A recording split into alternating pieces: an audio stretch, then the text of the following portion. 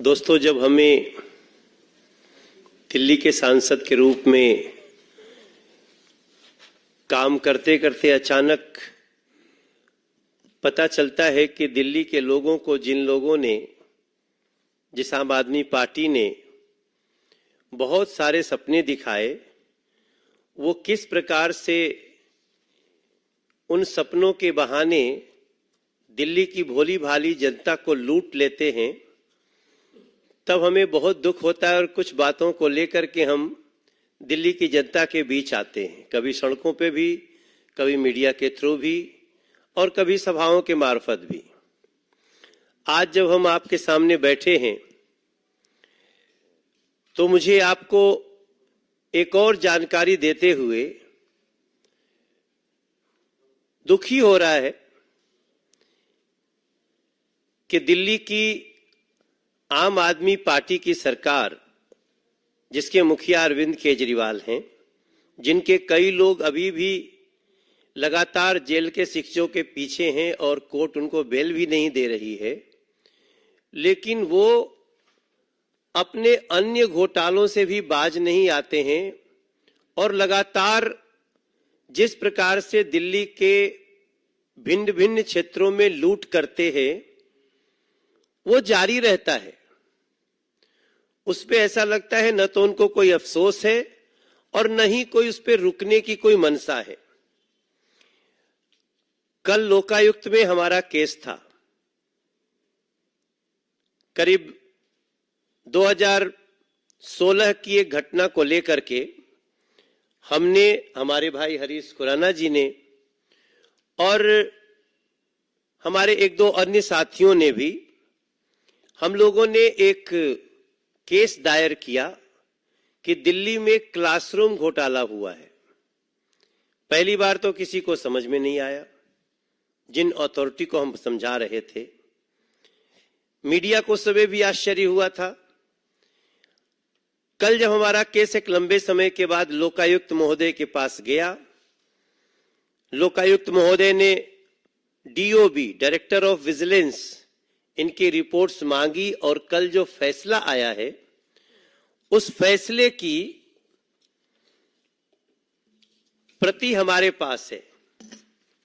ये है उस फैसले की प्रति जो कल लोकायुक्त महोदय ने रेस्पोंडेंट नंबर 1, रेस्पोंडेंट नंबर 2 को सम्मन किया है इस क्लासरूम घोटाले में सस्पेक्ट मानते हुए। अब रेस्पोंडेंट 1 और 2 कौन है,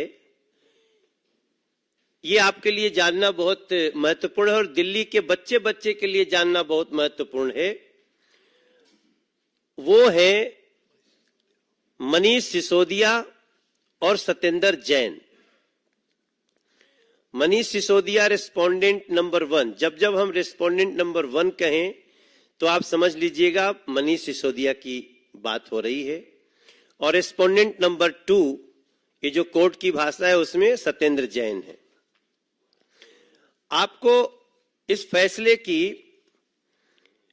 एक छोटी सी बात में अंग्रेजी में कोट करता हूं कि matter of construction of 7180 classrooms in priority 1 project and construction of 12748 classrooms in priority 2 project by Education Department and the Public Works Department of the GNCTD।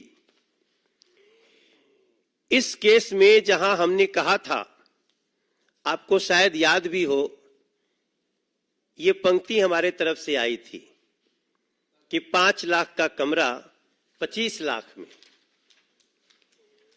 हमने तब 25 लाख कहा था, 5 का 25 एक लाइन चल रही थी पूरे दिल्ली में। बेसिकली अब ये 5 का 33 है। जो कमरा 5 लाख में बन सकता था उसको 33 लाख में बनाने का इन लोगों ने टेंडर किया। क्लासरूम बने ये हम चाहते हैं, क्योंकि हम भी बहुत चिंतित हैं कि दिल्ली के क्लास में जहां 30 लड़के क्लास में होने चाहिए, वहां 50 से भी ज्यादा एक क्लास में लड़के पढ़ते हैं, इसलिए उनके साथ न्याय नहीं हो रहा। शिक्षा मौलिक अधिकार है, शिक्षा के साथ खिलवाड़ नहीं होना चाहिए। केवल चिकनी चुपड़ी बातें करने से शिक्षा नहीं मिल सकती है लोगों को, लेकिन क्लासरूम बनाना उद्देश्य नहीं है।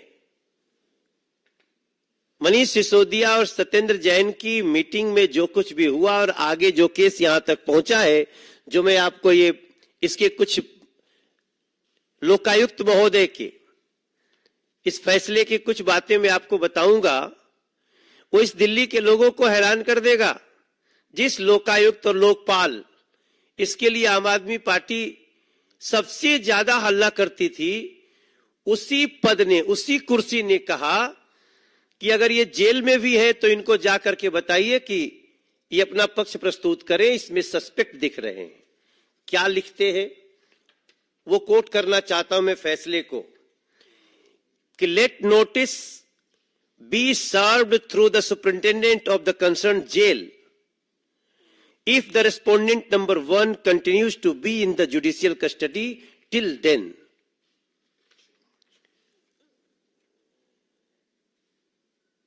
शेम है ऐसे लोगों पे। और इस केस में जब लोकायुक्त महोदय इस जगह तक पहुंचे हैं, हमारे जो लर्नेड वकील हैं अमित तिवारी, नीरज गुप्ता, उन लोगों की बहस के बाद मैं चूंकि खुद भी कल कोर्ट में उपस्थित था, हम लोकायुक्त महोदय के चेहरे का एक्सप्रेशन भी देख रहे थे, हैरान थे। ऐसा भी हो सकता है। आपको जान के आश्चर्य होगा कि जब 7,180 कमरे बनाने के लिए 999 करोड़ रुपए के टेंडर हुए, तो वो किसी और बड़ी कॉम्पिटेंट अथॉरिटी के पास न जाए, सिर्फ एजुकेशन मिनिस्टर और पीडब्ल्यूडी मिनिस्टर के ही पास रहे, कैबिनेट में न भेजना पड़े, ताकि कैबिनेट में जाए तो एलजी के पास न जाना पड़े। इसलिए इन लोगों ने 999 करोड़ के टेंडर को 16 टुकड़ों में बांटा, जिससे वो 100 करोड़ से नीचे हो गया।